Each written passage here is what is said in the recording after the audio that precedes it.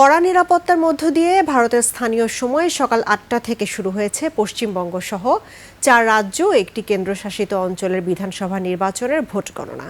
এর মধ্যে পশ্চিমবঙ্গের ভোট গণনায় এক অভাবনীয় রাজনৈতিক পরিবর্তনের ইঙ্গিত পাওয়া যাচ্ছে, যেখানে 293টি আসনের মধ্যে বিজেপি 198টি আসনে এগিয়ে থেকে একক সংখ্যাগরিষ্ঠতার পথে হাঁটছে, আর ক্ষমতাসীন তৃণমূল কংগ্রেস 92টি আসনে এগিয়ে রয়েছে।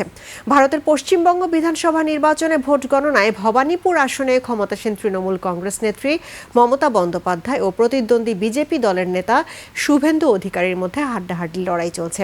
সর্বশেষ খবর অনুযায়ী ভবানীপুরে মমতা বন্দ্যোপাধ্যায় পেয়েছেন 17,244 ভোট। এখনো পর্যন্ত শুভেন্দু অধিকারী পেয়েছেন 8,762 ভোট। এদিকে দ্বিতীয় রাউন্ডে ভবানীপুরে পিছিয়ে পড়েন মমতা।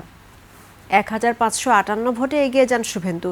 এর আগে ভবানীপুরে প্রথম রাউন্ড গণনার শেষে 1,996 ভোটে এগিয়েছিলেন মমতা বন্দ্যোপাধ্যায়। শুভেন্দু পেয়েছিলেন 1,670 ভোট এবং মমতা পেয়েছিলেন 3,666 ভোট।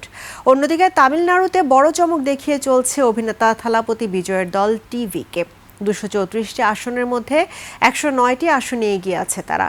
ডিএমকে ও এআইএডিএমকের মতো প্রতিষ্ঠিত দলগুলোকে টক্কর দিচ্ছে টিভিকে।